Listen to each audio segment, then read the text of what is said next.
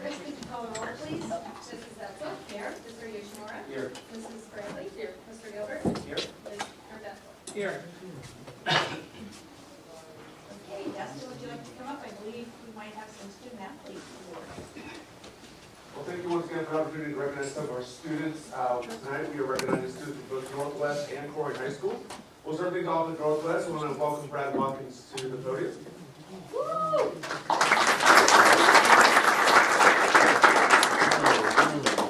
Jeff, I hope that was picked up by Waycross. Again, Brad Watkins, very proud athletic director at Northwest High School. It's always fun and exciting to recognize and showcase Northwest High School and the exciting things that are happening at Northwest High School and to showcase some of our fine students. Tonight, I have the honor to showcase two of those students, first of which I'll talk at length about. Miss Morgan Hughes. Morgan is a girls golfer for us. She's a junior girls golfer. She's been up here before. This year, Morgan became the second district qualifier in our history for girls golf.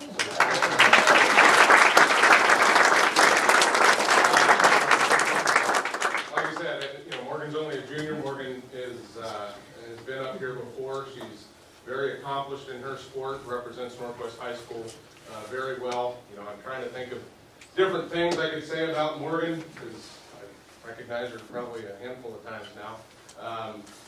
But I can say this, she's doing high school right.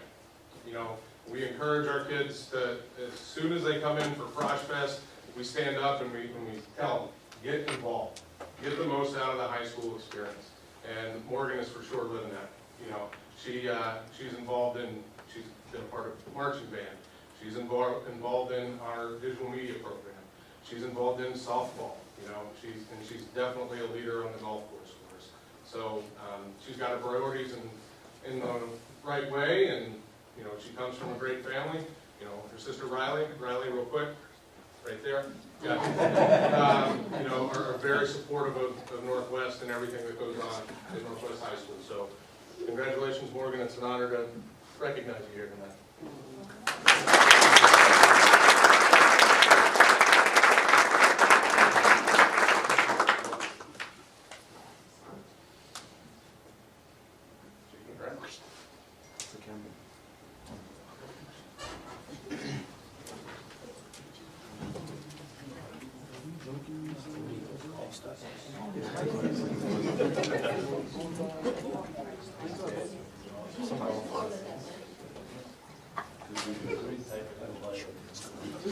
All right, for our next student that we're going to recognize, I'm going to invite Tim Heening, our band director, to come up.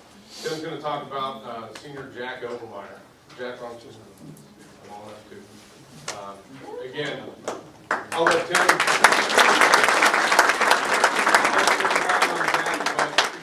On a personal note, guys, it's been awesome to see you guys over the 4 years making Friday nights a special thing. It's a family affair at Northwest High School, and the Obermeyers are a big part of that. Jack's done a tremendous job of leading the charge and making sure the band is doing all the right things, and I'll give everything to Tim.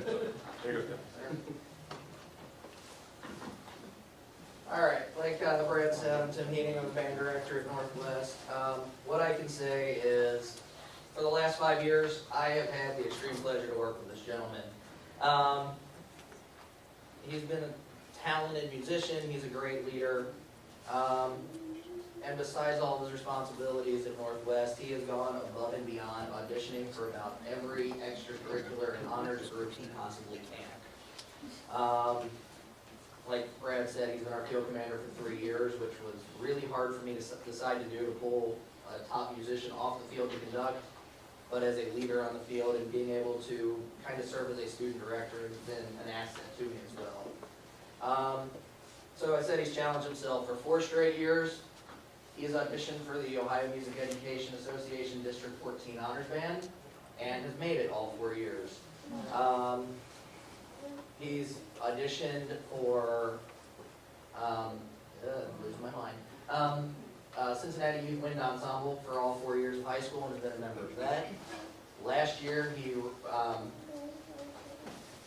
was one of the students selected to represent Northwest High School at Capital University and at NKU for the Tri-State Band Symposium, which he also went to again this year.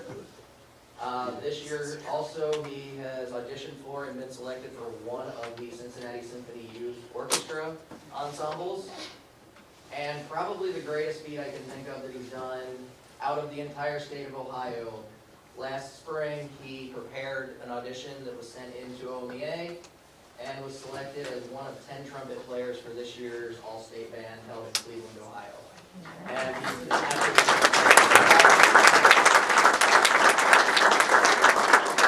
as far as I know of any other person from Northwest that's actually gone to do that. So, at least in my time frame, I know he's the first.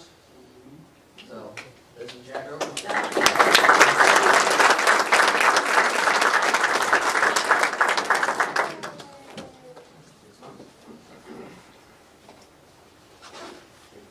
Can I say something?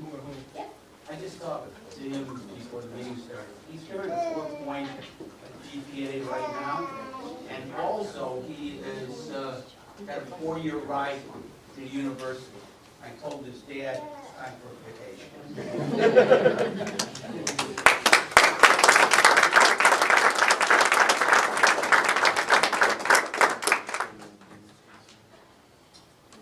All right, at this time we'll invite Craig Gillen up front to represent Corning High School.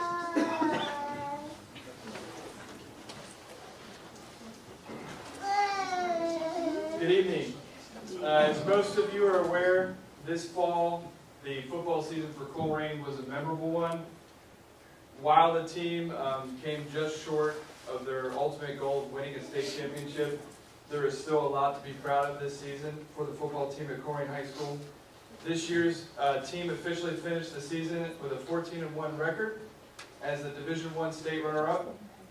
Also collecting their 19th consecutive GMC championship, which ties the career record for consecutive championships. Also, 3 out of the last 4 regional championships belong to Colerain High School. First, I'd like to thank the Board of Education Administration for support and assistance in coordinating the efforts for a state championship run with the football team. The logistics from lodging and team meals, the charter buses, transportation, staying overnight in Columbus was a huge undertaking, and we couldn't have done it without the support of the administration and the Board of Education. At this time, I would like to recognize 3 individuals that are here tonight. First, before I introduce the coaches and turn it over to the coaches. This year we had 3 individuals that received first, second, or third All Ohio recognition. We also had 2 individuals that received All Ohio special mention. With us tonight, we have first team All Ohio and Ohio Defensive Player of the Year, Mr. Ivan Pace Jr.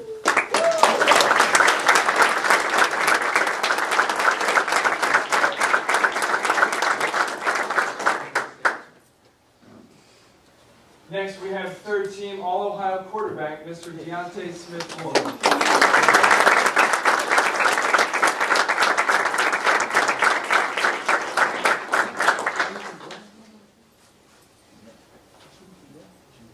Third team All-Ohio defensive back, Mr. Sincere Jones.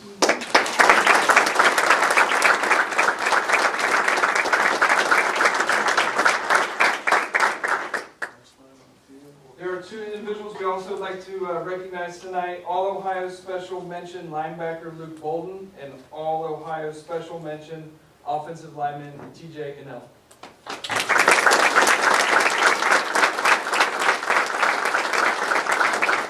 At this time, I'd like to introduce our head coach along with 2 assistant coaches. Our head coach, Mr. Sean Cutright, Along with him, longtime assistant coach John Cook and Phil Joseph.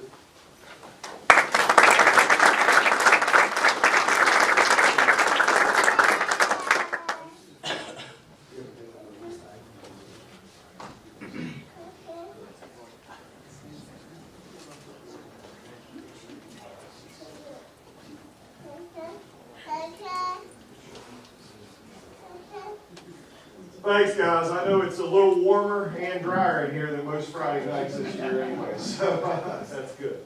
I'm going to call off the rest of the football team that was able to make it, some captains and senior leaders. So, Rusty Feth.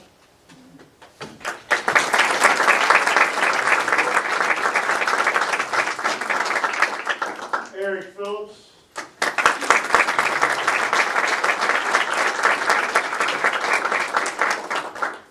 Alonzo Kendricks.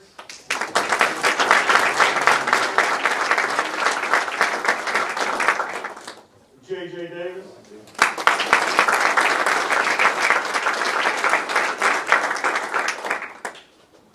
Just a few words I'd like to thank the Jakari. Rusty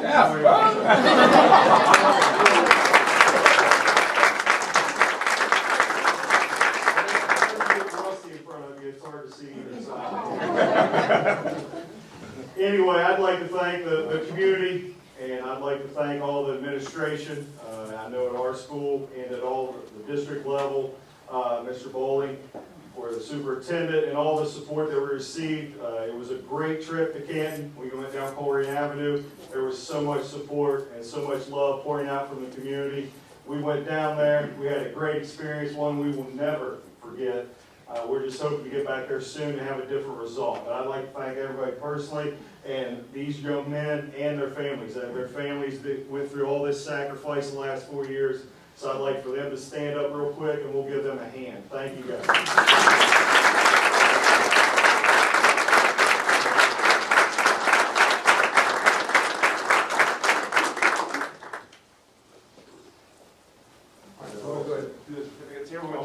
Good. All right. Sincere Jones, the first one. Now, all these young men here are going to be going on to further their education and their football career at college in one way, one shape or another. So that's a great thing. Alonzo Kendricks, Jakari Patterson, Deontay Smith-Moore, Eric Phillips, Rusty Feth, JJ, and Ivan. All right, guys, get in a real close group. Coach, if you'll step out here. Sure.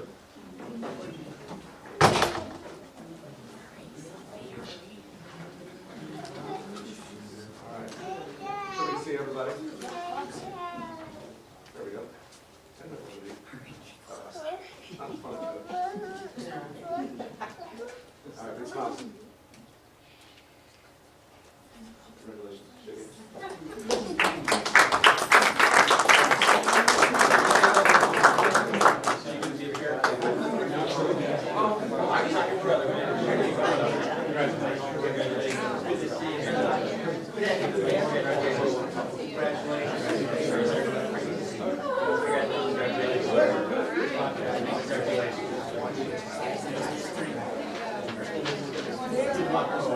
I'll be there. Every one of your home games.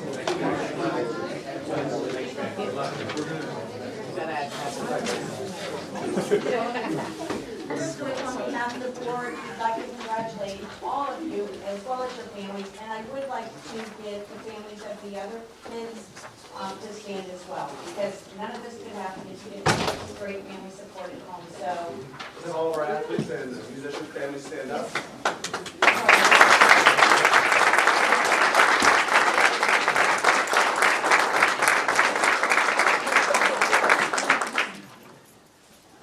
All right, at this time, we're going to go outside and take a whole group picture, which is also your way to get out of here.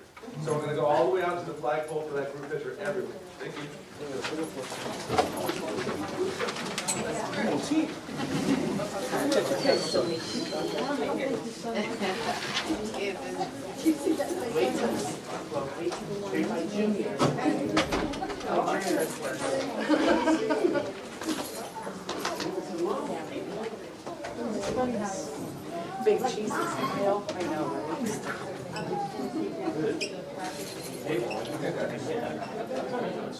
Scare them away. Somebody left their purse? Show something.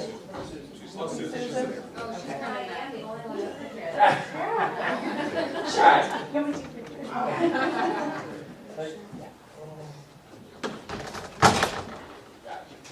At this time, I would like to introduce Mr. Jack Fisher, principal of Colerain High School, and Mrs. Susan Smith, principal of Northwest High School. And they have a presentation on a committee they've been working on since the beginning of the year, high school redesign.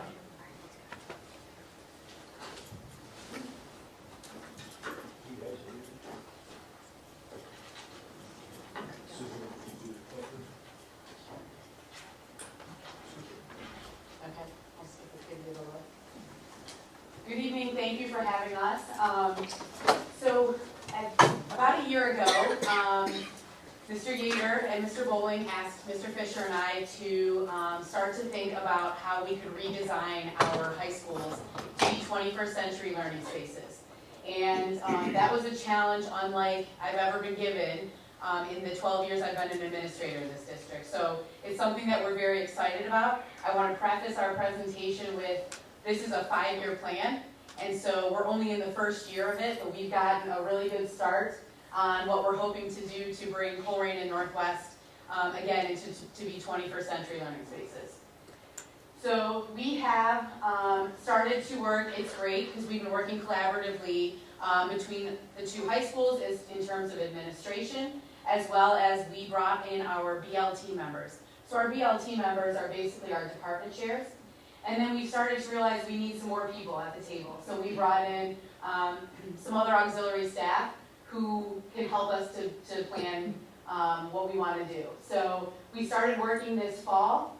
We've had probably 4 or 5 meetings, and it is great to see teachers working together and administrators to be able to work together on this project. We started by reviewing what's already out there. So we didn't want to just say, well, we'll just take this framework and run with it, or it's just our presentation and we're just going to go with that. So we looked at what the state of Ohio has released, as well as some frameworks for 21st century schools that are out there nationwide. So that's where we started our research. We also didn't want, again, this to be just a small group giving input for what we want our high schools to look 5 years from now and even further on beyond that. So we have started to involve students in terms of surveys and also through committee work. We surveyed our parents as well to find out what do they want to see their high schools look like 5 years from now. We've had some informational meetings with parents in addition to surveys. We've talked to the students about their vision. So part of what we wanted to implement this year, and it's coming to fruition very, very quickly and very well, is our 8th to 9th grade students who are involved in our pre-AP program will be coming to an AP camp this summer, and the entire week will be an experience that involves technology, that involves collaboration, that involves critical thinking skills, and the question for the week is, what do you want your high school to look like after you graduate high school? So what do you want the future of your high school to look like? So we're going to use that data or the input from kids as we continue to plan. We've also, Butler Tech is a huge part of what we do in terms of curriculum and opportunities for students. So we've involved Butler Tech in the planning as well, as you'll see in the next couple slides. Part of the pre-AP camp too will be, we are piloting an AP class at each high school. So at that pre-AP camp, students will hone in on their research skills, they'll hone in on some of the writing skills, and some of the skills necessary for AP classes. Oftentimes freshmen, one of the reasons they do not take AP or AP is not available is obviously we know the AP tests are very rigorous in terms of the test, a lot of writing, a lot of research. So they'll practice those skills. Northwest is piloting AP World History, and Colerain High School's piloting AP Geography. We feel like, had a lot of conversation around those courses. We feel like those are courses that freshmen would be willing to take, and can take, but they're gonna need the pre-AP camp to build some of the skills. And so, signups for that is going on now. They've been very robust. We have a lot of kids signed up from the middle schools to attend those camps. This is a framework that actually 22 different states have adopted, including Ohio. And so what we liked about this one is that at the center of it is personalized student learning. And that term basically means that each student needs to be engaged in their own learning and have their own path. So we liked that. We liked that it was at the center of this framework. And you can see that the other thing we liked about it is that it's cyclical. So we're not going to say our high schools are redesigned, we're done, project over, but that you continue to assess what you're doing, you continue to revise what you're doing and adapt it to meet students' needs. So as we go through here, we have modeled a lot of what we've done in our committee based on this framework here. This one's called Future Ready Schools. Right about the same time, the state of Ohio jumped on board and said, here's our 5-year plan, and here's how we want kids to be future ready. So their hashtag, their little catchphrase is each child, our future. And what was nice is that a lot of these have the same things implemented into them. So it's not, again, reinventing the wheel, but it's things that we wanted to do anyways, and it fits in line with what Ohio has adopted as well as what's been adopted nationwide. So again, we're in year 1 of what we're considering to be a 5-year process. And we have made goals for what we want to accomplish by the end of year 1, and then year 3 and year 5. So some of the things we started to do in year 1 work is say, what do we have now that we like, that's working, that we think is future ready, and what are some things that we want to improve upon as we move forward. So we've analyzed where we are and where we want to go. We've also been researching best practices. Again, not to reinvent the wheel, what have other schools found that are working in terms of instructional strategies? We also wanted to pilot a few things. So we have started to look at options for seniors for some flexible scheduling for next year. We've done some small curriculum changes, again, to be future ready and to see how those things will look like moving forward. And then we are going to be visiting innovative school sites. So I'm always interested in learning from others' mistakes. So if there's something that they would change about what they have that's new and innovative, we'd like to not repeat that mistake. So we want to get out there and see what other school districts are doing that's working for them. So we have some site visits planned to take a look at some of those things. I want to just real quick, the flexible schedule, 2 main goals there. I mean, seniors need more of an opportunity to co-op. We have a lot of seniors already, and I don't think people know this at times. We have a lot of seniors already that co-op at other places. I know Colerain High School, we had kids last year that would leave part of the day. They were in their labs in Butler Tech part of the day, but then they were also going out to businesses, machine shops, diesel mechanics, and a lot of other places already working. So we feel like we need to create time in the schedule for some of that instead of them missing part of the school day. And quite frankly, missing classes that they really do not need to be doing anyway. They're taking as electives. A lot of seniors enter their senior year already with 20 credits. And so we want to start creating opportunities where they're co-oping, job shadowing, researching careers, visiting colleges and things like that. The other thing is if we can free up some time in the day by having seniors with flexible schedule, we can free up some time in the day for then our teachers to work with other kids. A big tenet of high schools that work that we're a part of is called extra time, extra help. And so we're trying to create time during the school day to provide tutoring and remediation for a lot of our students that need it. Math is a big one. A lot of times to get extra support outside the classroom is difficult. And so we want our teachers to have time to be able to provide help for the other students. We mentioned our pre-AP camp, again, being planned by honors 9th grade teachers for an experience for our students that are coming to the high school next year. One other change we're excited about, we've worked with Butler Tech to be able to have Google and Microsoft certification classes. So our students can leave high school with some of these certifications that are costing hundreds of dollars for adults. they could leave high school already having some of these certifications. So that will start for next year. We've expanded our CCP offerings on both campuses. And again, we've looked at flexible bell schedules, things that would be able to provide extra time and extra help for students during the school day.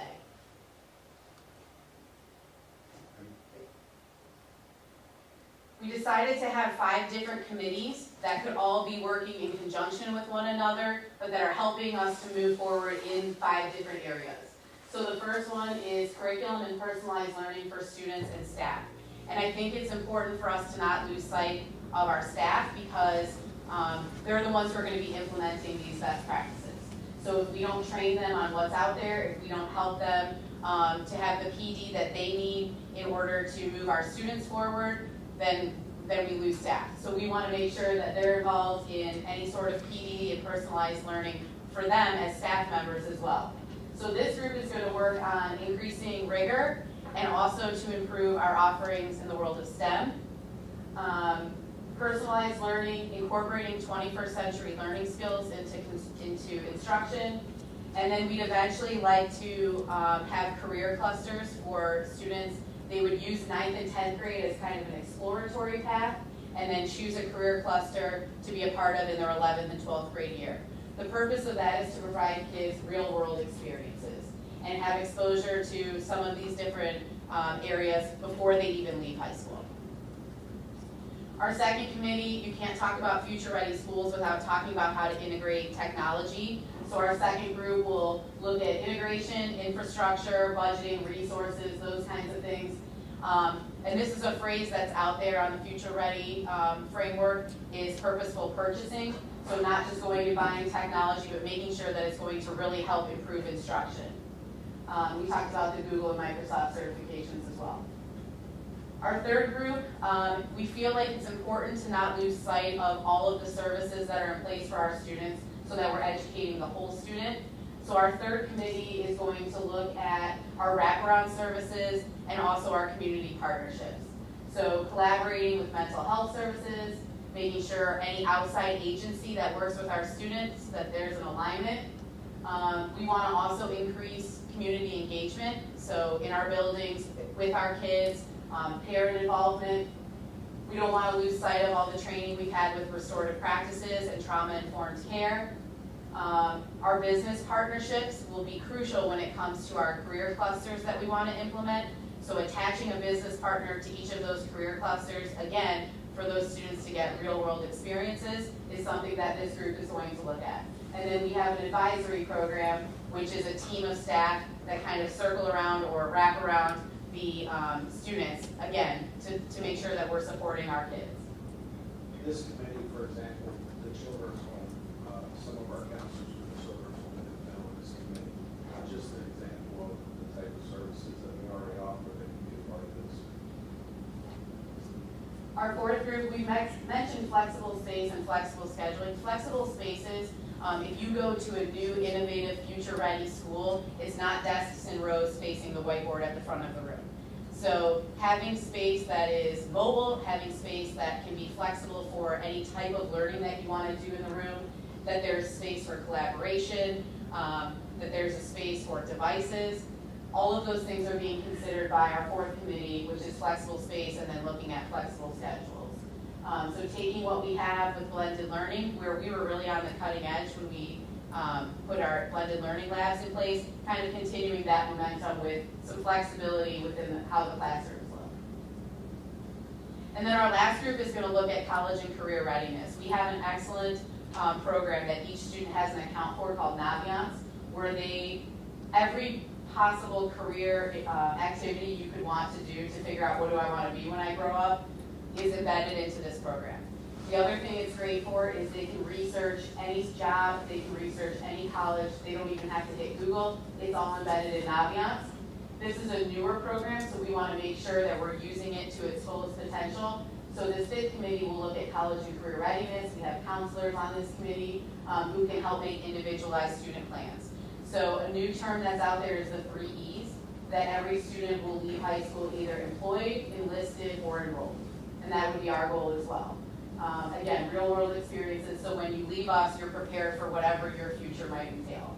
And career advising, those types of things would be something that this committee would be looking at. Now, I'm gonna start in the middle school too, kids can have their account, start with interest and courses as soon as middle school.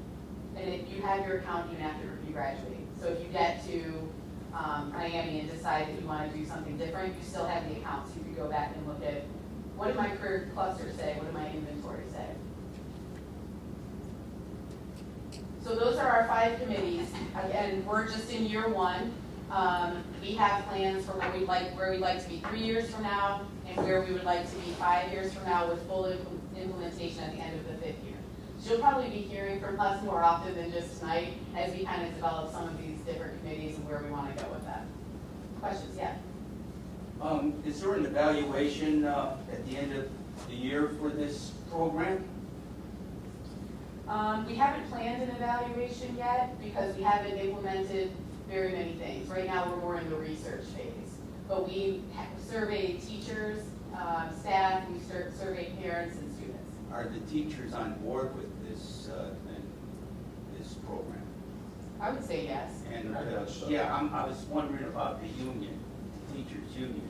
Has there been any resistance to that? No, and actually we have one of the union officers is on our committees. So we haven't really talked anything contractually yet. The teacher contracts would change, so there hasn't been a lot of questions from the union as of yet. The combined meetings have been as much as, what, 30 staff, I would say? Yeah, probably more.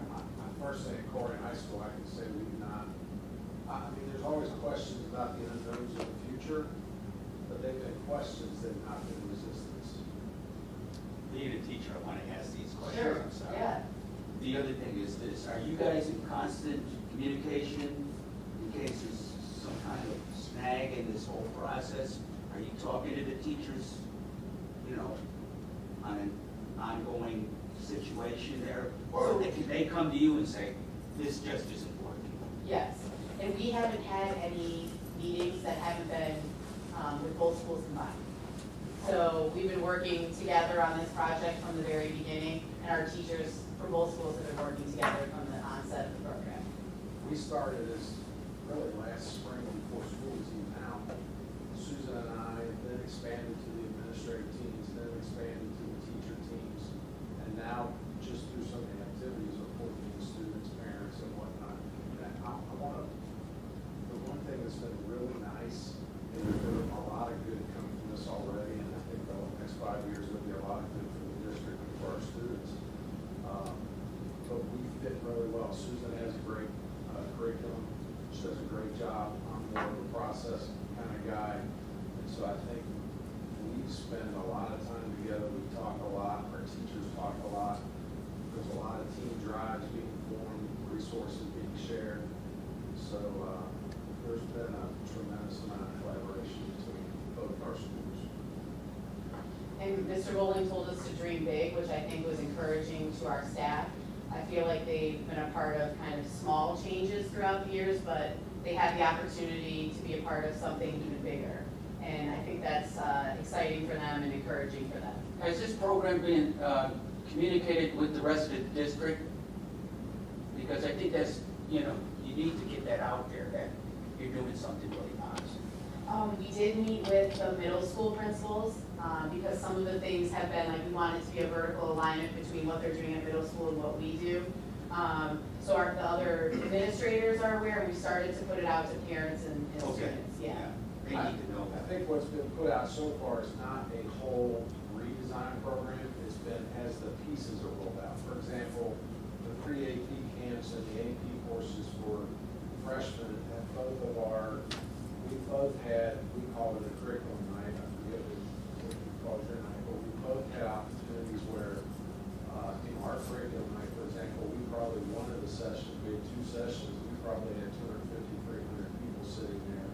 I know yours was the same way. And so as some of the pieces roll out, that's been communicated. And in fact, to one of your other questions, as we roll out pieces, we will survey, we will give questionnaires to look for, like the pre-AP camps and pre-AP courses, there will come a time we will evaluate those after they've happened to see, do you keep it, do you shelve it, do you tweak it, how do we proceed? Can you eventually share that, those evaluations? Okay. Well, good luck with this. Thank you.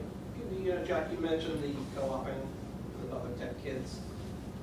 As the board rep for Northwest, the Butler Tech board, we looked at that and saw that, and that's where we had decided, along with the superintendent, and everybody was on board, to go to a 4-day work week the last 14 weeks of the second semester. Because so many kids have internships and co-ops and jobs that gives the kid a chance to work an extra day in that field, that they're in.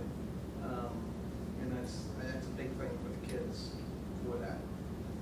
So We've had a lot of discussion about that. We want to dip our toe in a couple areas, just to kind of experiment about how to have flexible schedules. Yeah. Watching what Butler Tech does very carefully. yeah, and that's going to start next school year. But yeah, it's pretty exciting and everybody's on board. And this is then teachers and students will be going the same amount of days. They just will, you guys are off 2 weeks at Christmas. They will only be off maybe a week. There's different days, that they'll be working. The rest of the teachers and that will be off. So rest assured, everybody, they're going the same amount of days. Well, we're interested to see how that goes for them, Yeah. and for their kids. Yeah, Before we roll something like that out. absolutely. And given that they only have juniors and seniors in the building, Yeah. it creates a little bit of a different environment, but we're excited to see how that looks and how that rolls out for them. I'll let you guys know how it's going. Yeah. Yeah. For different things. Yeah, we'll talk. I think it's huge, the collaboration between the two of you and between the two high schools. And, that's huge, and it's exciting to see all these opportunities. But the fact that you're working so closely together, I think is so important. And then just to clarify with the Butler Tech, that's gonna be for Butler Tech students that go to Butler Tech. Any of the kids that attend Butler Tech classes in our schools will still go to 5 days. Right. Get somebody. Yes. How are the parents able to get involved with this very time, or how are they able to prepare and help them get this? So we did start small with, and maybe more informal, with surveys, and then we presented to our PTSA booster groups to start. As we move forward and we start looking at career clusters and some of these things, we want to bring parents into our actual committee work. It's just not part of the year 1 phase, but that's definitely something moving forward we want to. So far it's just been a survey, so nothing kind of face-to-face.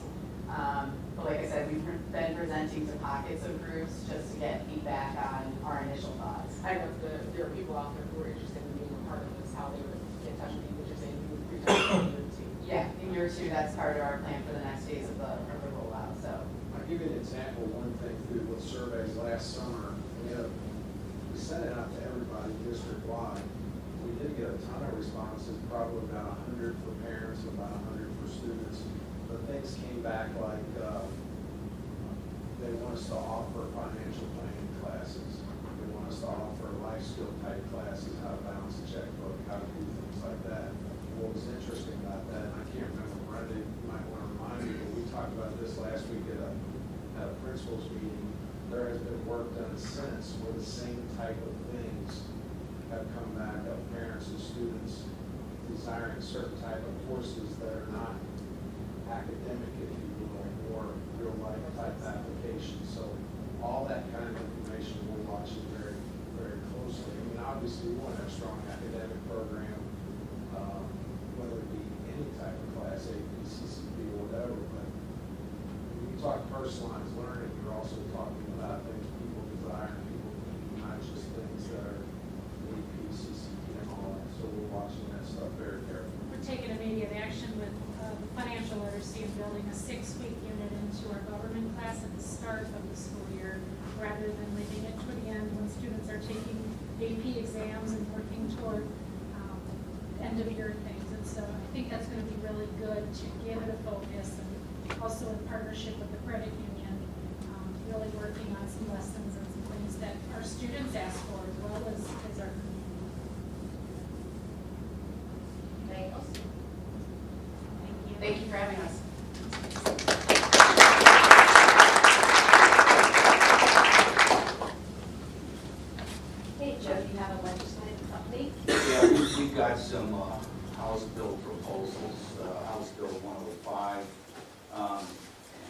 sorry, bus drivers aren't here for this one. They want to increase the penalties for failure to properly stop the school buses. I don't know why it's got to be a proposal, it should be a law. But anyways, House Bill 105 to increase the penalty for failing to stop for a school bus that is picking up or dropping off children, or the offender has prior violations within a 5-year period, and one more. This is Senate Bill 85 to revise the signage requirements for school zones. That's what we're trying to do here. Okay, that's it. Thanks, Joe. Okay, so tonight, for student achievement, we're going to highlight an initiative at Montfort Heights Elementary. Montfort Heights Elementary introduced YouTube Live to create a community within the building. Every morning, the student officers from the student council share morning announcements on the Montfort Heights Elementary YouTube channel. Each classroom participates through a virtual chat opportunity. YouTube Live is also used as a way to have school-wide assemblies about behavior, academic achievements, goal setting, mental health, and building updates without transitions of bringing the entire school down to gym or cafeteria. Using YouTube will allow Montfort Heights to come together and celebrate success and improve the school culture. And we will take a look at the model of Montfort Heights YouTube Live. Just a second. All right. Is up there? Oh, door's shutting. Where'd they go? Where is everybody? They waited too long. I can hear them laughing. Hold on. If you see them, walk out. I don't even see them. We had this all planned out, it was really good. It's still gonna be really good. Yeah.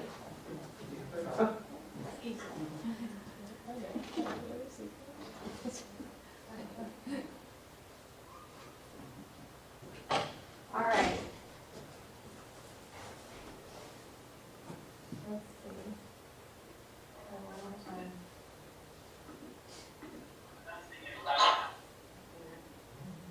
I heard them. There they are. All right. There we go.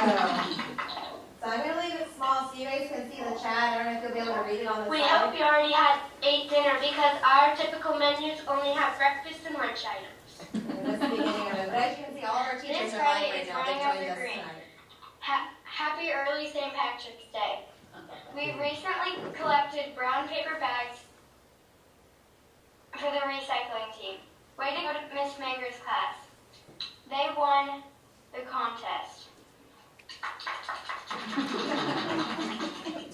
Teacher, give a shout out to another class. Maybe you can ask them to share something great going on in the classroom. You could also give a shout out to someone in the audience. So I'll say some of them as they come on. So we usually wait a second. Teachers can interact with other Today's teachers in trivia the is, buildings and tell how each did other Montfort good morning Heights and get wish its each other name? good luck for the day. There we go. You guys can answer. How did Montfort Heights get its name? We do a trivia every day. Does anybody know? Nobody? They're looking for answers from the town. I'm waiting. Come on, guys. The answer is a man named Montfort, who was the postmaster, and Heights came from the hills that made up the community. So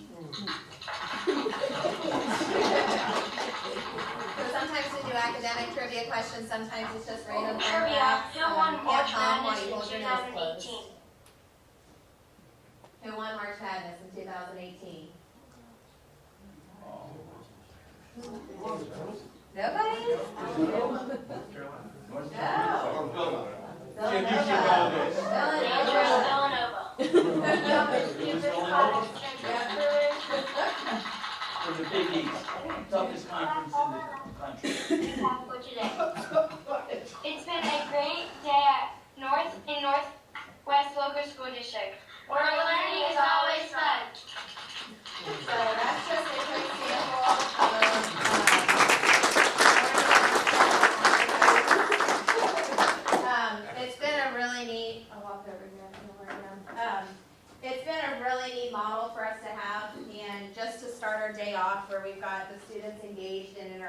each other without leaving their classrooms has been such a huge relationship building strategy that we've used at Montford Heights this year. It's also been really nice. We've done virtual assemblies where we can have a unified message, one message that goes out to the whole school, but then teachers can individualize it, make it personal for the needs in their classrooms. So one message about maybe it's a reoccurring concern we have in the building behavior-wise. It's very different in kindergarten than it's going to be in 5th grade. So they get one message from the staff, but they get to have those personal connections and conversations with their students. So it's been a lot of fun. I'm going to turn it over. If you guys want to introduce yourself, first I want to give them a round of applause because 24 students get in front of 700 students and 80-some staff members every single day, and they announce just about everything going on in the building for us. Any announcements we have, it's coming through them. And to see that leadership role at such a young age, they're confident and they're getting better every single day. And it's great that it's coming from them. The students get to hear from them and they really look up to them in the building. So if you want to introduce yourself and share one thing that you've learned about YouTube Live in the building or what you like about it, the floor is yours. Start. My name is Max Gregory, and the one thing I like about YouTube Live is that I get to have fun going around the building and seeing all the comments. So what about going around the building? What's that called? Really Wednesday. And what's your favorite place we've been so far? Probably the lunchroom. Okay, so we sat at the cafeteria table in the back where our lunch staff eats their lunch before they serve for everybody in the kitchen. Real quick, can you pick up the sound or do they need to come to the mic? A little bit closer, please. Okay, I just want to make sure people don't Right hear there. that. Go ahead, Miley. My name is Miley Breathub, and one thing I love about announcements is where we at Wednesday. My favorite place that we've been so far is probably the bus. She moved when we were standing up, and I almost fell.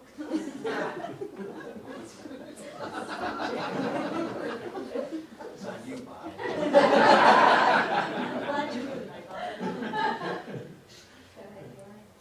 My name is Caleb Buck, and I love the Where Are We At Wednesday. And my favorite place is also the bus, because like while we were talking, she was moving, and it was really fun. My name is Tyler Murray. My favorite part about YouTube Live is my peers tell me how great job I did, and I like when they comment like if you need to do something better, I work on it and try to do better at it. It's been nice. The staff can play it back if they start late that day, or if there's a message on there that they want the students to hear again, or if they forget something later in the day, they can do a playback of it. And it's just a huge improvement from using the camera with all the cords connected where you're stuck in one place. We go all over the place. We've been all over the building. We've been on a bus. It was very safe. It's okay. Could you say that into the mic? It was very safe, but it's been great. The staff has had a huge support. As you can see tonight, they all joined us to be live with us here. That's the best part about it. They're all at home with their families, and they were still part of this presentation, which it's just been a huge boost to our community at Montford Heights. Any questions? Can families log in during the? They can, they haven't, and if they do, just for the safety piece of it, on YouTube, when the chat's going on, you can block or hide comments that are going, and then I can monitor that, and I get emails anytime there's a comment or an active user that's joined us, and so I do monitor that. If it's not a Northwest email address, I immediately block it, regardless of who it is, just for the safety of our students. But at any time, if there's a comment, I can turn them off and hide them, and then they can't get turned back on without my approval. So for the security piece of that, yes, family members could join or other community members, but it is monitored by me, and I watch it closely because we've got a bunch of little friends joining us every day. So Have you talked to any of the other principals at these elementary schools to introduce this program? yeah, and it has been shared. Mr. Dale at White Oak has started using it also. They're pre-recording theirs, but then the classrooms can watch it whenever they're using it during the day. An upcoming one, and I don't know if any of our students will hear this or not. You guys are going to go spill the beans when we get back tomorrow, aren't you? We're going to do a virtual tour of White Oak for our 5th grade students. So it's going to be while White Oak is in session, and we're going to YouTube Live to White Oak, and they're going to take their laptop on a tour of the building and show students actively working in classrooms. So so our fifth graders can watch it and interact and ask questions to the students directly, and nobody's gonna leave their classrooms. We're just gonna make it happen. So that's upcoming also, but I hope that it gets spread across the district because it's been so simple. Took a minute to get it on today, but typically I start my morning every single day. I come running in, a minute before it starts, sometimes a minute after, to make it happen, and they run it all, so it's been really great. Now, how did you four get chosen to do this? I am fourth grade teacher. Yeah, well, explain what group you're in. We're the student council officers at our school.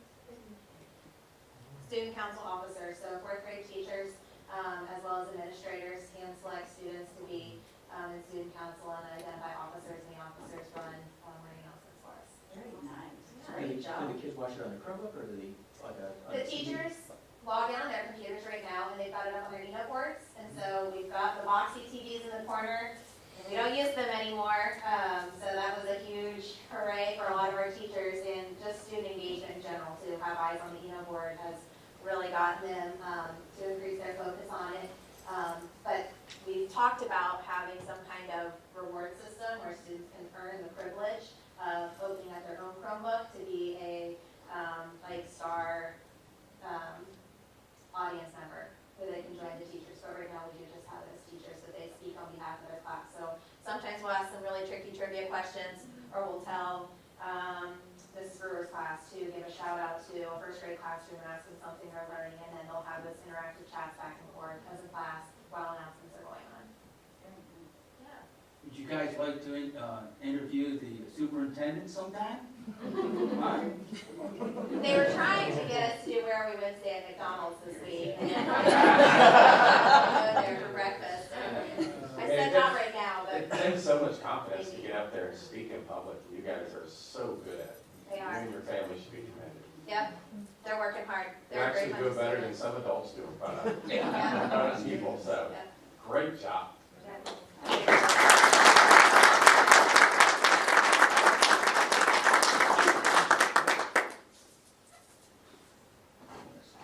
I'm actually just gonna do guys that.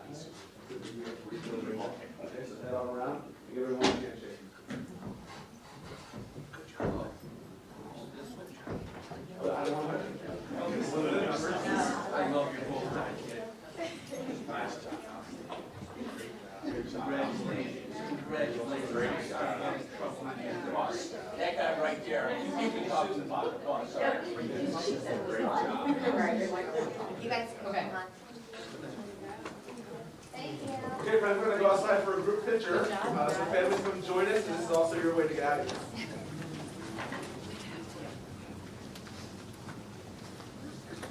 That was good. Okay, we do not have Butler Tech update. So we're gonna go straight into, do we have any reports from employee organization? Certificated or licensed? Any reports from classified? School-related organizations? I have not received any requests for community comments. So, what? Yes, the first category is certificated licensed personnel, certified retirements and resignations. The superintendent recommends the Board of Education approve the certified retirements as listed. So moved. Second. It's been moved and seconded. Are there any questions? Okay.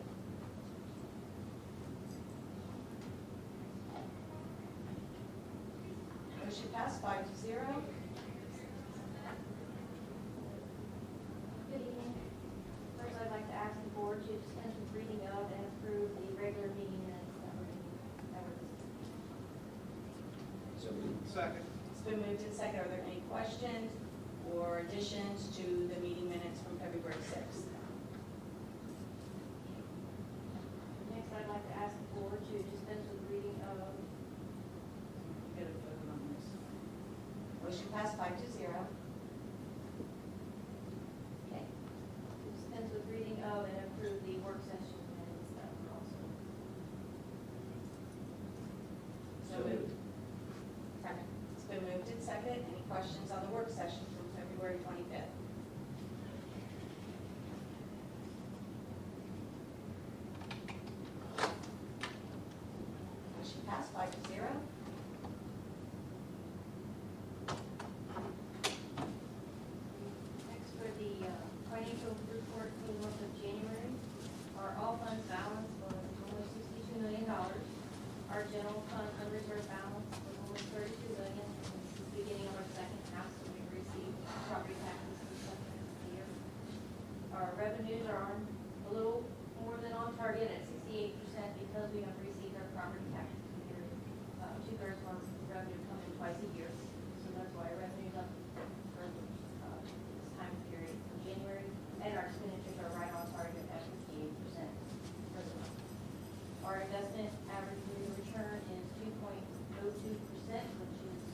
right around the benchmark, so we're doing really well with our investment return.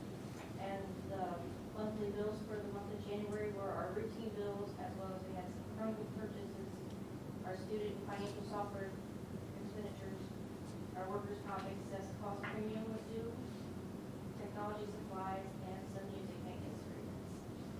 So with that, I'd like to ask the board to approve the financial report for the month of January.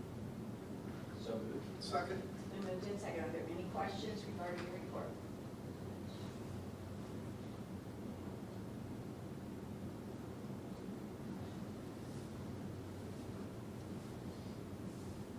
Motion passed 5-0. And finally, I'd like to ask the board to approve the appropriation resolution for the fiscal year 2019. We do a quarterly update, and for this quarter, we have an increase of $851,000, mainly due to increases in revenue from different funds, student activities, athletics, grants, and also changes in grant amounts. Our general fund amount is the exact same as our 5-year forecast. It has not changed since. So moved. Second. Moved in second. Questions regarding resolution?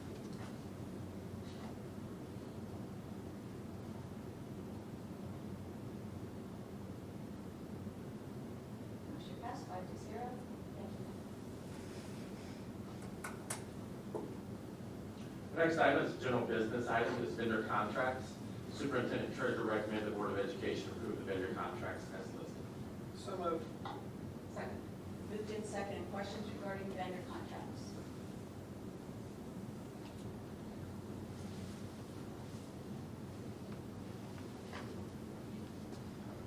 Motion passed 5-0.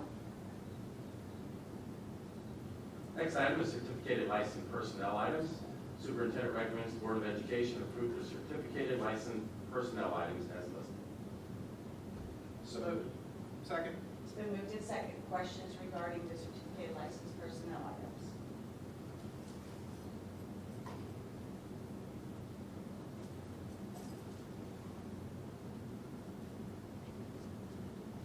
Motion passed 5-0. Next item is classified personnel. Superintendent recommends the Board of Education approve the classified personnel items as listed. This is also where the communication, public relations, job description, for information, and action has been posted. So moved. Second. It's been moved in second. Are there questions regarding the classified personnel items? Is this just approval of the job description, or is it approval for the position? Approval of the job description so we can post it.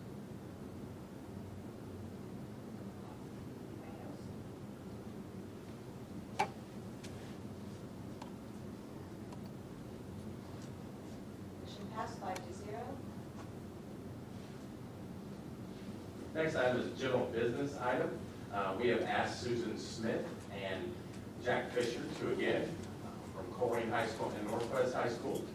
They have done some research as requested by the board after last year's graduation about high school graduation ceremony expectations. So they have a presentation that they'd like to go over. We did not mean to take over the meetings today, but we're back. Okay, obviously, this is a topic that comes up, well, I guess every year, right? We have graduation. So it is our desire as principals to put on a dignified ceremony. Obviously, it's a balance between letting our families celebrate. It's a great occasion. People have worked very hard. There deserves to be some form of celebration. At the same time, items like making sure each graduate's name's heard, a certain level of decorum and whatnot. So this information, again, I want to stress that Susan and I talk a great deal. We work together a great deal. And so this is my third high school. This is not a topic that is unique to Northwest in many ways. In talking to other principals and being around a lot of colleagues, certainly this is an item that a lot of people talk about every spring. And so for us, this conversation started again after last year's graduation at Northern Kentucky. We were at BB&T Arena over the past few years, we have held diplomas based on what we define as excessive crowd noise and celebration. And so our current conditions over the last few years, the number has stayed, I would say, pretty much the same. We've held 5 previous 2 graduations, somewhere in the 30s. Susan has held in the teens or low 20s. And so we have held diplomas due to poor behavior by either family or graduate. I want to stress most of that behavior has been the families. Our graduates conduct themselves really exemplary 99.9% of the time. I wanted to define inappropriate behavior, defined as loud and excessive. I think the word excessive there is important. We're not trying to keep people from cheering. We're not trying to keep people from celebrating their graduate, but there is a point where we believe it's excessive, and it's mainly during the roll call portion of the ceremony. And we feel very strongly, both high school principals, that each family deserves to hear the graduate's name called. And I want to stress a piece of this too. Susan will have 200 or so graduates. We will have, I think last year we had 467 graduates at Corrigan High School. And so there is an element, and I'll mention this again in a minute, the students, there is an element to the students about the cheering between each name, because as the students expressed, we don't want to be there 4 hours. And so that's a piece of the puzzle here too. We do hold diplomas for inappropriate excessive cheering. Students, I want to make this clear, they do receive their diploma after performing community service hours. In most cases, I mentioned this, the family's behavior is what causes the punishment for a student. We do want to acknowledge that the district communication audit indicated a level of frustration by the policy. We also want to mention that administration of both high schools highly valued the concept of the dignified ceremonies with all students names being heard. We started again this year after last spring. We obviously waited some time for the school year to get started. We invited everyone to Houston in December. Parents, we had a number of parents show up. We had some students in that group show up to Houston that night. We had about 45 people, both parents and students. The consensus, not unanimous, the consensus of the group was the ceremony should be treated as a dignified event and protocols for behavior are expected. Some expressed the desire for the standard to allow for cheering and celebration. We had a student meeting that was held on February 26th with students from both high schools. I will mention that meeting was scheduled earlier. It was not snowed out, but that was the day we had a delay, and so we did postpone that. So it was held on February 26th. We had about 25 students, some from Northwest, some from Colerain. We fed them pizza, which was very popular, and we had a conversation about graduation.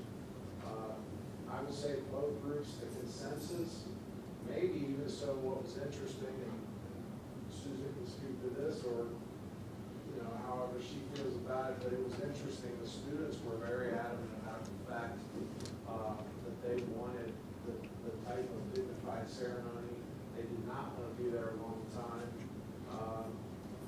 They did indicate in both meetings, there were a couple of people that indicated we will cheer, and you have to respect that. They knew the consequences. The students very much wanted consequences for that type of behavior. Several schools were surveyed to collect evidence. I know we put out a spreadsheet with a lot of that information. The responses on this, some schools hold diplomas, some do not. We have viewed, between many of us, but I'll speak for Susan and I, you can get on YouTube and watch a lot of graduation ceremonies. So the conversation of, well, so-and-so holds a diploma or do not hold a diploma, you can log on and watch their graduation ceremony and decide for yourself the type of ceremony that you're So we kind of boiled down, we felt like we needed to clean up some of the language of our current policy. We made some changes to accommodate some of the items that have come up. So real quickly, I'll go through this. This is how we intend to operate this coming spring. Continue with the current policy of staff identifying excessive cheering. We have staff, both of us have staff throughout the arena with a full roster. It's not a situation where I stand at the podium and if something happens, I circle a name and we withhold a diploma. I know we have 6, I believe you have 4. They have full rosters. When a name is called, if they believe that's excessive, the name is circled. It's not a situation where if it pops up on one list, for us, it has to pop up on 4 out of 6 for the decision made to hold the diploma. I know Susan in Northwest is the same way. Community hours, there's been some question about this because we said 25 to 30. Quite frankly, and I'll just be blunt about this, it is a miserable process. And so to get them in, to come in for the one day, to make sure they're doing their community service hours, to ask people to come in 3 or 4 days, we were not doing that. We felt like we could get them to come in one day and do some community service. So we have defined that. We've limited it to 6 hours. They'll serve at either Host High School, and this is a bit of a change. If somebody wants to do their community service at a local church, a food pantry, a youth organization, as long as we have something in writing on letterhead from the organization, we will allow that. This was a biggie. We feel like students may appeal based on mitigating factors. One of the things that we openly admit, it is uncomfortable at times. We are punishing kids based on other people's behavior, and so sometimes maybe it's a past graduate that's not even sitting with the family, they're sitting on the other side of the arena. There are different situations. We do have the gift of audio and video if somebody wants to appeal based on mitigating factors. So we will allow people to appeal if they submit that in writing, and then we will have a team to study that appeal and make a ruling. In the weeks prior to graduation, we feel like this is big. We will have students help us get the message out, whether it be the Butler Tech news programs that we have for both high schools, whether it be Facebook videos, tweets, some type of other literature. We will ask students to help us convey the message in multiple media formats. This came up, actually came up from the students also. Spectators not allowed to enter the ceremony after 7:30. The ceremony does start at 7 p.m. There was a conversation with the students that there was a feeling that some people come in late. They basically just wait till that one person is called, maybe cause a disturbance, and then they're out the door again. And so to monitor when people can come in and can't come in, that actually came up in the student meeting. And the doors open at 5, because the students wanted to make sure there was enough time for their families to get there, so. And then last, we do want to make this clear, we do allow people to cheer. It's not a situation where we try to stifle people. Each advisor calls the list, they step up to the podium, they call the list of for Susan, it's about 12, 15, for us it's 15 to 20. And we do make this statement several times. We ask people to wait until the end of that list and then cheer the whole group as a whole. Again, in the middle of that list, you will have some cheering that takes place. Again, that's where I want to stress the word excessive. And so I want to stress that we do let people cheer. We just think there is a point where it becomes inappropriate. That's our presentation. Questions? I just want to add one thing, that we did send this as a draft to both parents at Northwest and parents at Colerain in our parent email, and asked them if they had feedback for us to either call us, we put our office lines on there, or email us questions or concerns. and it went to every parent, even if they didn't have a senior, just to get feedback. And I think Jack got one parent response. I haven't gotten any yet, but just so that you guys are aware, we did put out a draft of the new policy, said it was in draft form, just to get feedback from parents that way too, if they couldn't get anything. Do you think going from 24 hours down to 6 is going to have more people say, you know, it's only 6 hours, I'm going to go ahead and screen it? I mean, I've been to over 30 graduations over the years, and it's very frustrating when you got kids up there, you know, and somebody's going crazy and they read the next name, and you can't, those families can't hear the kids. 'Cause I think it's a very, very frustrating situation, and it's a ceremony, it's not I know you want to celebrate, but it's a ceremony. And I just think it's, you go from 24 hours down to 6, and I know that they're only doing 6 or 8 hours. I think you'll have a lot more families saying, you know what, that's okay, we'll just do it. So we just. It's just my, wanted- you know, thought. Yeah, we didn't want to continue to publicize something that we weren't holding them to later, because then that gets out as well, right? Like, Yeah. someone who is a senior this year who had a friend graduate last year, like, oh, I only had to do 8 hours. Right. But we didn't want to say that there would be no consequences for excessive cheering. Because there's enough time after the row's done.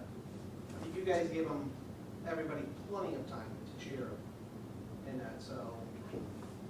I want to say too, logistically, so graduation is held before other students are even out, right? So last year we had graduation on Saturday, we had school the following Monday, so I've got a crew of students that were finding things to do, things to clean. If I had to schedule activities for them for 4 or 5 days, the school's still in session, there's a lot going on. It's a lot of work for us, quite frankly. If I had to do 30 hours of community service for 30 students, we would have to find jobs for all those people to do, which, I mean, we've done some of that. But it's also a miserable process because people are unhappy. So, like Susan said, we said 25 to 30, if we could get 4 to 8 hours, that's what we've been doing. So we just felt like our actions need to be consistent with what's occurring. So I would like to ask, why is the Northwest School District choosing, and I'm choosing that word intentionally, choosing to withhold diplomas when they have several examples of graduation ceremonies where they choose not to hold diplomas? Why are we choosing to hold them? Because I'll answer for me and anybody else can answer for them. I want to ensure that we have a dignified ceremony. This is an important moment for a lot of people's lives. And quite frankly, we have very little leverage to ensure that other than holding diplomas. So those examples that were given to you, are you insinuating that they don't have a ceremony of decorum? I would say there's a mixed opinion on that, yes. So another issue that I'm taking with this is that it feels that we're giving some level of how happy a family can be for the graduate and saying, you're too happy, you're happy enough. And then, so someone's level of happiness is being determined within the school district, and that's something that's taking issues on. I would understand, how do we tell someone you were too happy for your graduate? I'm not making a judgment call on how happy people can be. I'm making a call on how they can demonstrate that in the arena with a lot of other people there. Well, I'll rephrase the question. How are you making that judgment call on how they can demonstrate how happy they are for their graduates in the Fieldhouse? I would say regardless of the situation, it could be a doctor's office, it could be a church service, it could be a funeral. There is a level of decorum that has to be followed. We're saying that for our graduation ceremony, we believe the same thing applies. So our two neighboring school districts, Fairfield and Wentwoods, neither of them hold their diplomas. So are we saying that their graduation ceremony is not up to our level? I'm saying there's a mixed opinion on whether it is a ceremony with decorum. So why are we Or at choosing least to the go this level- way? Or at least the level of decorum that we would like. So I was, took a lot of notes on your high school redesign. It sounded like a lot of collaboration went on with 22 different states and assess, revise, and adapt, and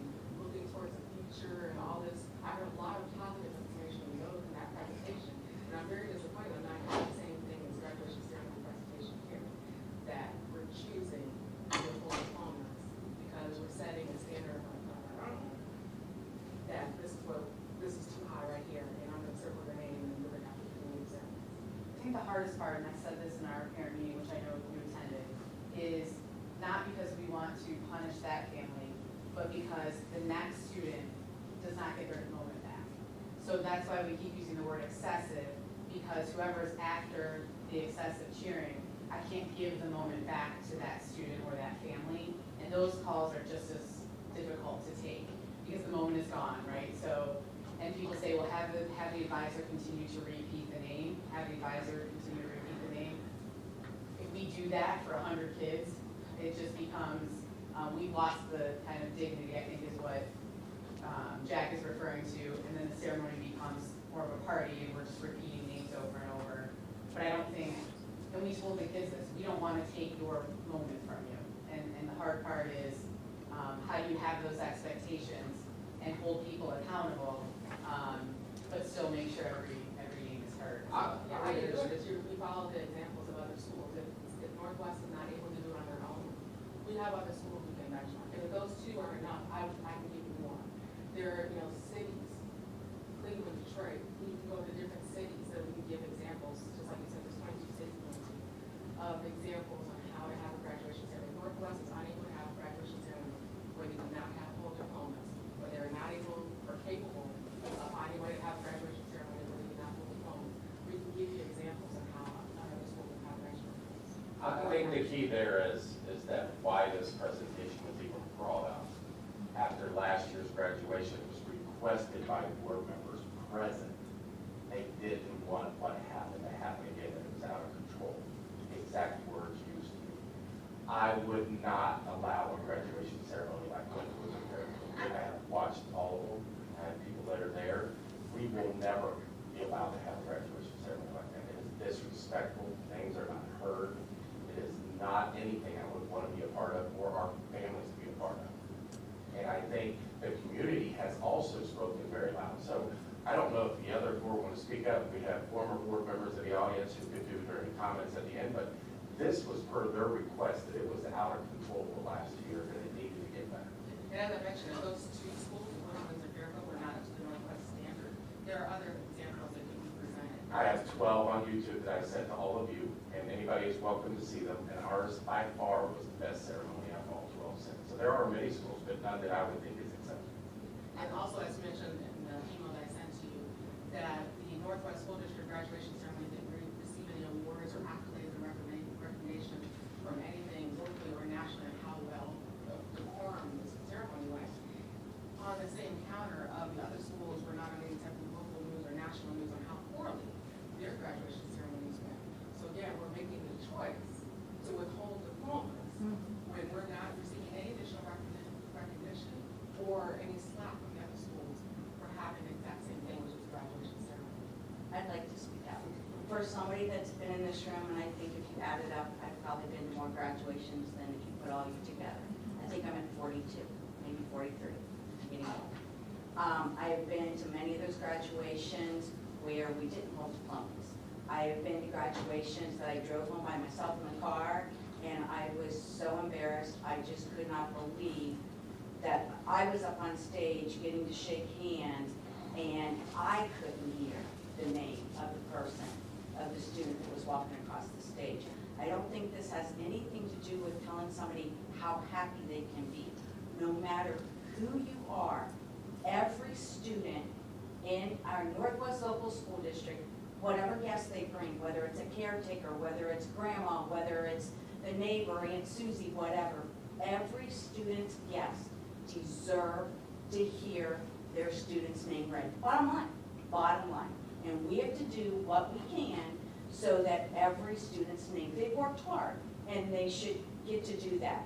And the thing is that there's rules in everything we do. You can't go in the library and because it's your birthday and you're happy, you're jumping all around and whatever, there's gonna be consequences. It's plain and simple. It's not a little thing. I mean, they go after the people that they just love to dare you and have the blowhorns. And then you're sitting and you're standing on stage or you're sitting in the audience, and it's so embarrassing because this blowhorn just keeps going and going. So we look at it and say, oh, well, they're a happier family than we are. Sorry, Grandma, you didn't get to hear, your grandson's name across the stage.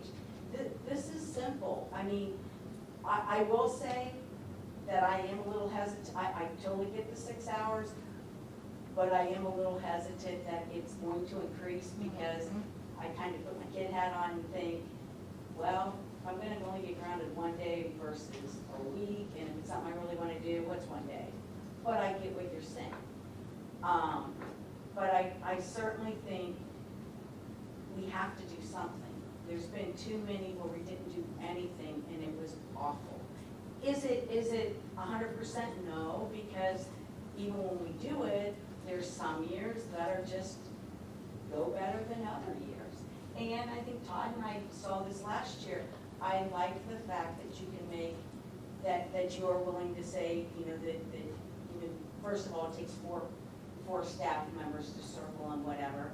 Because I've also been up on stage where you see this student and they're smiling and they step their foot on the stage and then all of a sudden the air horn goes off and their whole demeanor just, and you think, oh my gosh, they're gonna get in trouble for this, but it sounds like it depends on extenuating circumstances. Now, there's some that just strut across the stage and they love the fact that it's getting cheered and it's whatever, but I just, to say that we're not wanting people to be happy, I just think we're missing the point. We have all kinds of recognitions at the end of the year, during the year, just like tonight, that we recognize students and all kinds of times, but you gotta follow rules. And I don't think it's asking too much to make sure that every student's name gets read. I don't. That every student's name gets heard. Gets heard, I'm sorry, they all get read. What about the conversations that are going on up in the back bleachers, the upper rows, and I can't hear my students thinking of the people around me? Is that family gonna get punished? No. So I'm not hearing my child thinking the person next to me is letter A and I'm letter Z, and they're having their conversation. I didn't hear my kids think either, but we're not taking care of that. So the whole thing is so visual, it's so subjective. The whole thing of diplomas is too subjective to have as a rule on what we should do for these students. And another thing, we do not know these students' stories. Not every single student is going through here. Everything they went through is going through 13 years of education. And again, back to the whole happy thing. What they went through, that family is like, some of these students are some extenuating circumstances to get across that stage. We're still having first generation high school students. And we're saying as a school district, it's okay. We're putting a policy in place. We're taking this role and saying, we feel whatever extenuating circumstance you did too much celebration, so I'm going to hold you accountable. That's not a school district. We should be proud of. First of all, we don't set policy on the graduation. And it's up to the individual buildings. You'll see, I don't think you've been to any graduation in the Northwest Local School District, but there's been times that some of them, they do them a little bit differently. Sometimes they do them the same. That's totally up to individual buildings. But, and I've certainly seen the student that was in the wheelchair and actually got up and her dream was to walk across that stage and she was able to and she got a standing ovation. And her class was respected and so on and so forth. I don't think having a rule like this is by any way us not being proud of every single accomplishment. There's just, it's the ones that it's excessive. Excessive to the point of, blowhorns are ridiculous. You can clap at the end of the road, they give them plenty of time.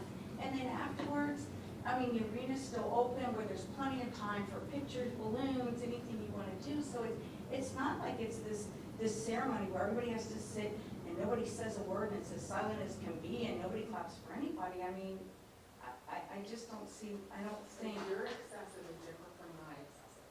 And we as a district are setting, and I'm saying we, but it's really you, are choosing to set whatever your limit is on what excessive is.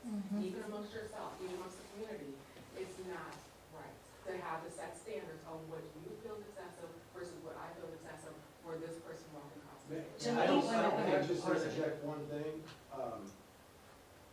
There's been a lot of discussion on this topic. I get way more emails each May, way more, like not even close, reminding me that I need to enforce the policy and need to enforce decorum. Really, the only people that I've received, and we've invited people to these sessions, these meetings, even the students. I mean, certainly, we had a parent, you were there the night at Houston, we had one parent who said, because of what it's taken to get my student to this point, I'm going to cheer. As I recall that night, she wasn't arguing against the policy, she was just making it clear that she was going to cheer and celebrate, which that's her choice, I totally respect that choice. But we received way more, both of us. And that's the beauty of public education. Each community, no matter how many high schools I survey throughout the whole country or the United States, the entire world for that matter, the beauty of public education is it reflects our individual community. In our individual community, what they have voiced to us is that they want a policy and they want a level of decorum.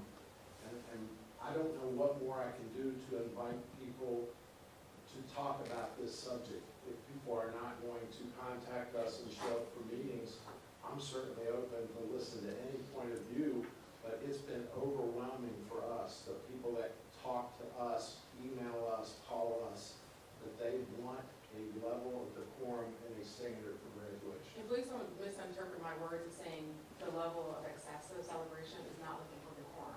That's another, again, conflict here, that just because you have celebration, and I won't even use the word excessive, but I think, again, it's irrelevant, because your excessive is different from mine. So that word is irrelevant in this presentation, in this context here. I have personally reached out as far as mine, and I also want to say, I would be having this conversation when I was a board member or not. This is something I had an issue with way before I became on the board of education. I was very disappointed to hear that we were withholding diplomas, and I took that up as an initiative the moment I heard it. So as far as also asking for the community members, I have given you examples, and I'm going to give you more, and anybody else, more examples of how to have a graduation ceremony, since it sounds like the information I'm receiving here is that Northwest School District is unable to have a graduation ceremony and have full diplomas and feel that they have a level of decorum.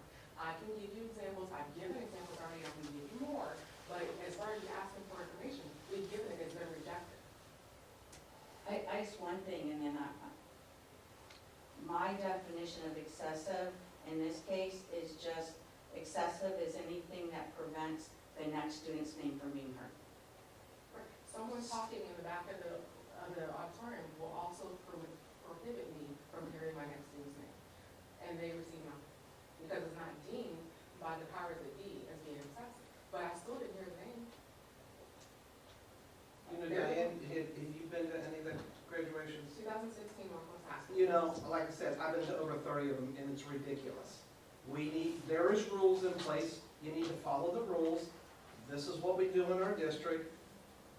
The two principals have done a lot of time and given a lot of time, where I'm sure they would rather be doing something else than having to worry about how to discipline people that can't follow the rules. It's pretty simple as that. If the kid in class isn't following the rules, what do? Well, you discipline them. You do something to prevent them from doing that again. And I think it's ridiculous. You've got plenty of time after your row. You've got a minute to scream and holler until the next row is called. It's just, if you haven't been there, you haven't seen it, it's very embarrassing, and you feel sorry for the next kid that can't hear, their family can't hear their name. I mean, I think you guys are doing a good job, but we've got to do something. That's my take on it.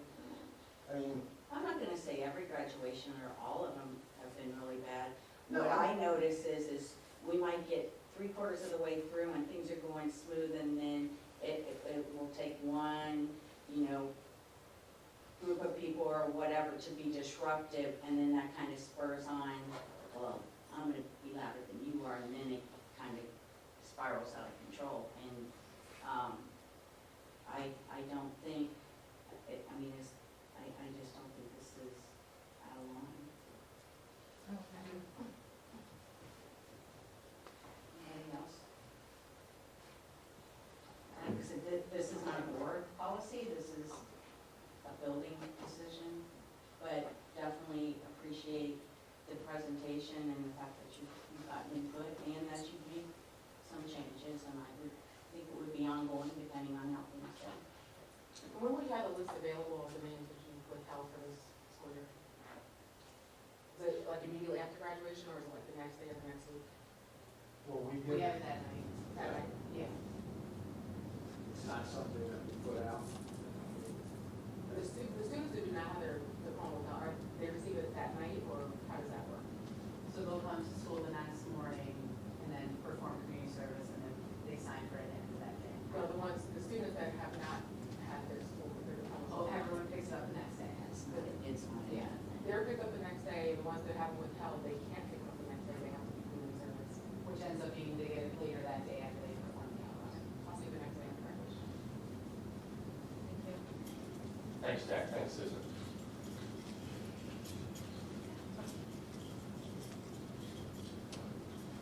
Next item is a Business Advisory Council update. So as part of state regs, we are a member with Great Oaks, and the past two Business Advisory Councils have met. Meeting one reviewed Great Oaks levy. They are requesting a continuous levy. Conversation about the advantage of the career tech pathway, which relates directly to what we do with Butler Tech. The metrics for professional skills, what they're trying to instill in their kids is attendance, timeliness, behaviors, incentives, and employability. Receive Student Ohio Means Readiness Seal, which means when our students are graduating, they're meeting these. And then they are looking at a drug screening program, Clean for My Career. You might have also heard where some local parochial schools are also doing drug testing to check students. This is similar, making sure that if they apply for a job, a drug screen does not keep them from getting hired. The second meeting talked about marketing your district, the need for social media, PR professional. As a must, support, promote adult workforce. They have a lot of luck on Snapchat on social media, so they will do Snapchat Live. That's a lot of what the kids follow. Butler Tech and our district ourselves, not so much, so it's a new thing for them. But looking at the live Facebook, coffee chats, advertise on Facebook, YouTube. Dustin and I are also looking at what advertisements we can do on YouTube to promote the district. But basically, these were the two things for our Business Advisory Council. They're very similar to the same things we do with Butler Tech.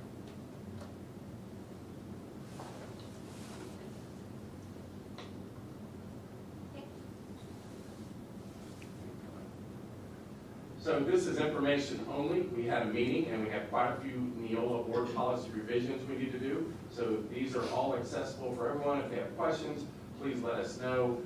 Daryl and Donna and I will look into them, but these are policies that we need to update and get updated, so we're meeting what the requirements say. So this is for information.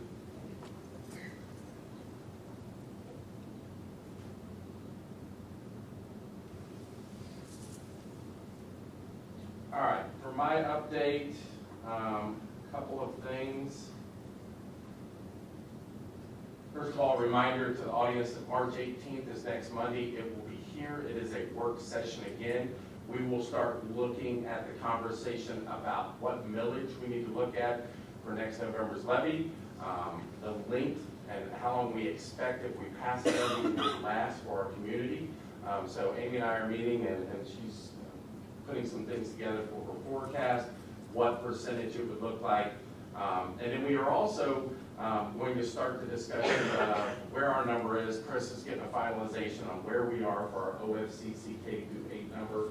So in other words, we're on a waiting list. So when your number comes up, you have 2 tries to pass something to get it. So looking at what would this levy need to be. So if we come up July of 2020, which is we think when our number is going to come up, would we be ready to go for that K-8? So it's getting stability and that attendance, what the enrollment is, and making sure that we have things in place so that when our number comes up, we are ready to go. And Todd, just for clarification, if we're not ready to go, how much money are we gonna? Well, we have currently, we'll have 17 to 18 million in the bank that because we built our other 3 buildings by those guidelines, that is accessible to us. So we would lose that 7, well, we don't lose it, but we would lose our turn and go back to the end and others would come back up again. There is also some fear that OFCC funds could be going away, so it's another opportunity we don't want to pass up when they go away 5%. The last thing is, we talked last time about moving homes in the yacht club area. One of the major reasons we wanted to do that is because we need to solidify enrollment in our Colerain K-8 building by moving these students. It also allows that 30 new homes that would go in the Beavis and Welch area will feed, the Beavis area would feed into Taylor, and the Welch area would feed into PRE. The streets that it affects, in Yacht Club, it's 10, Challenger, Courageous, Defender, Endeavor, Enterprise, Intrepid, Regatta, Resolute, Summerwind, Voyager, and Weatherly. So that's the only ones it affects there. And then Springdale Road, Flat Top, Susanna, Sage Bush, and Yellowstone for the mall area. And how many kids is that affecting? Is it? They go to, 10 in they Yacht come, Club. they come to There's us. like 12 in the mall area, and I think there's like 23 or so in the yacht club. And all of those kids come to our schools? They're currently going to Taylor. Currently going to Taylor, gotcha, okay. We've had emails, Bob's had some people call him, and Thomas, and I think, where's Dustin? I think Matt Pines had enrollment questions also, and if parents aren't gonna go back, then they're asking what the road code's gonna be, so that we can make these changes, and then they're gonna make decisions whether they stay in the district or go elsewhere. So we have had emails for that, but again, the key to me is not what those parents think, the key is, we know we're gonna get 29 to 30 new homes in the Beavis area. That will go to Taylor. We need spots for them that they have kids, just like we wanted to make sure we had spots in PRE because they are the lowest enrollment out of the three. So this solidifies us. It gives us a more exact number and an exact feeder program to the K-8. Right now, we're arguing with OFCC or discussing on what does our real number look like, because our original plan didn't have Colerain at 660. They had them at 938. So that's why that difference is there. Gotcha. So it's the yacht club, is their line losing, or are they going to Colerain, or are they saying? They would go to Colerain to open up space at Taylor for the Beavis homes that would be put in there by the time they were school.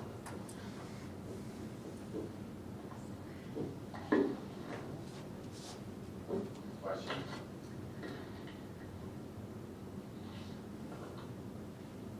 That's all I have. Okay, we'll go to community communications. Joe, you have anything? Oh, yeah, I do.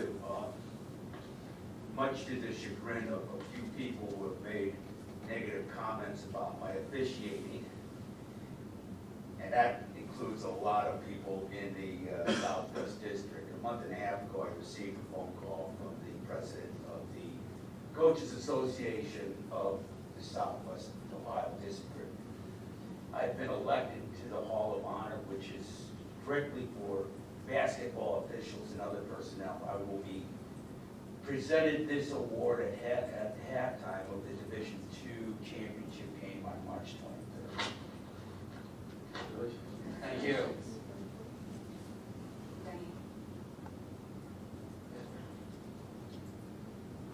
There's a comment earlier about making the most out of the high school, and I really want to encourage those who haven't really taken that information and to actually let it sink in as far as doing more than just being a high school student, and active as a student. I really just appreciated hearing that comment of that that's something that people are still looking to have and say that there's more than just the math and science and natural classes in high school, and actually take advantage of all the other programs and curriculum that are being offered at the school. So I just wanted to reiterate that.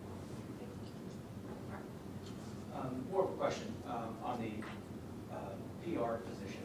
How has that been budgeted? Like, where is the salary for that particular position going to come from? It is part of our staffing plan that we will present on the 18th.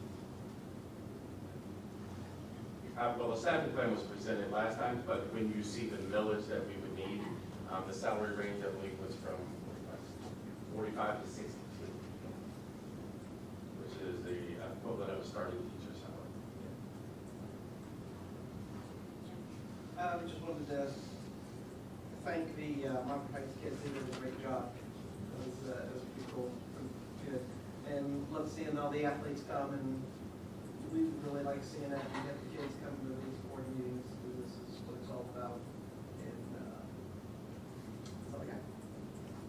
And Dan, Jack Overmeyer, pretty impressive, everything that he's accomplished already. I can't wait to see what he does in college. Speaking of Montford Heights, I would like to thank them. I had the opportunity, and I know I ran into Diane as well, and quite a few of our administrators. We got to read to some classes for Dr. Seuss's birthday. So I want to thank Mrs. Fenwick's kindergarten class and Mrs. Miller's first grade class, as I got to read Dr. Seuss, and they were great. And then just to congratulate, and I'm sure we'll probably honor her again maybe, I got to go to the send-off Northwest High School. Both high schools do a great job whenever they have any athletes that are going on to the state. And Sophia Bush, last Friday, once again, was her second time going to state and had a great send-off. And I believe she came in 12th in the state. So I want to congratulate her for that. I know her dad's her coach, so that's a neat story. So with that, I want to thank everybody for coming. Oh, you know what? I did skip it. Does anybody have any community comments? I apologize, I went to board comments. I'm so sorry, yes. I got 3 things. I think the graduation ceremony thing, I'm a community person. I was at a graduation 2 years ago. I had my sister from Rochester, Michigan. I had my sister from West Palm Beach, Florida, and I had some other relatives. I was crawling underneath the seats. I was so embarrassed. They could not hear anything.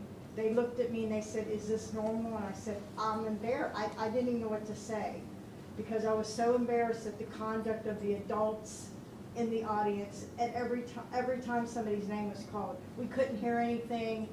I know Diane was saying people talking. The people talking weren't talking and being rude like the people who were being rude when the student's name was called. So we all missed, my whole family all missed when my great nephew, he had cystic fibrosis, got 3 awards and got to be called. All of us missed everything because the 2 students before them, the people in the audience would not shut up.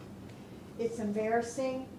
My sister who lives in Rochester, Michigan, her son graduated 2 years prior to that. I got to go to that graduation. It was a true nice graduation. Nothing acted like that. My 2 great nieces down in Florida, I got to go to both of their graduations. I had never seen anything like that. I was totally embarrassed.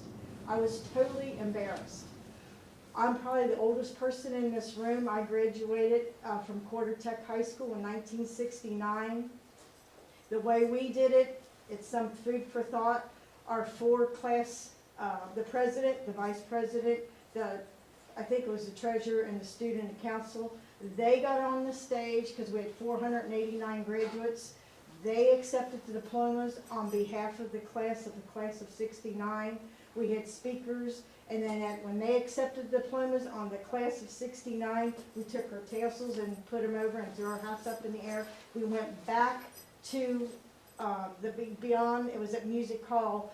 Each homeroom teacher had your diploma in a box, and you and your family could walk up there and you got your diploma handed to you by your homeroom teacher. Congratulations, and you could go back in and get your picture taken. To me, okay, I'm old school, that was fine. I guess the students want more recognition now. I mean, we worked just as hard as anybody else to get our diplomas back in the 60s, but that was fine with us.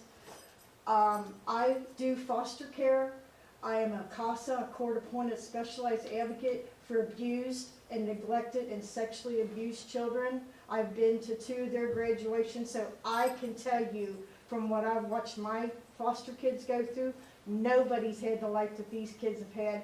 And their people that were there to represent them, me, their caseworker, and their grandma, we also want to hear their names called when they graduate, and we got denied that privilege also. Not here at Northwest or Colerain High School, but another high school. It is embarrassing. It is not fair.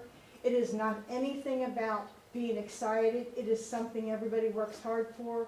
And I was going to get up and demonstrate while you were all talking and show you. If you want to see how embarrassing it is, would you like for me to jump up while you are all talking and trying to conduct something of a business meeting? Hey, what about me? Hey, would you want me to do that? That's the embarrassment that I brought to my family when my great nephew graduated. It was so embarrassing. So I commend the 2 principals. I think what they're doing is correct. I understand Diane's point, I understand Jim's point, but I'm telling you, as a community person who had to sit there with all my relatives from different parts of the United States, I was completely, totally embarrassed what happened at that graduation. I think 6 hours isn't enough. I think you should take the medium, come between, make it 15 or 16 hours, because I totally agree with Jim. When them students find out and those parents find out there's 6 hours, 6 hours, we're gonna do whatever we wanna do because you can do 6 hours. It's tough on you guys to have to do 24, so compromise, come somewhere in the middle. Say 15 or 2 days, 16 hours, but if they only give you 8, okay, you got, at least you got 8 out of them. But it is embarrassing. I worked in corporate America. In corporate America, when you walk off that graduation stage and you go out to corporate America, you're not going to be able to act like that in corporate America. So what message are you sending to a graduate and to the family that has to sit there and listen to it and be embarrassed? This isn't how corporate America works. Thank you. And I apologize that I skipped over this, I read it wrong. Okay, anyone else? Mr. Yoshimura was reading the legislative report about the stop arm violators. Just an update that me and Thomas just got because we just went to class.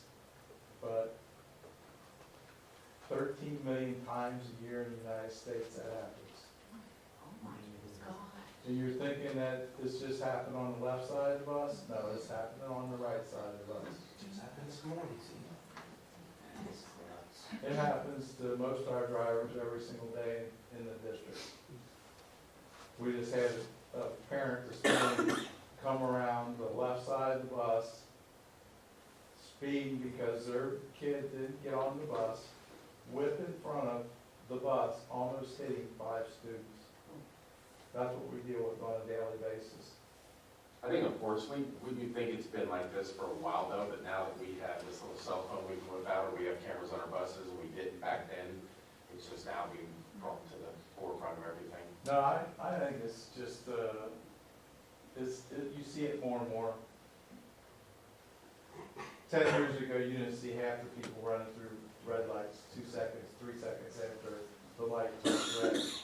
You see that every single day you drive your car. And it's just a total lack of respect for safety devices that save people's lives. I mean, they just had in Oklahoma, they just had a softball bus hit head on by 2 drunk drivers. So, yeah. The penalty definitely needs to be harder, and it should be right next to drunk driving, passing a school bus on.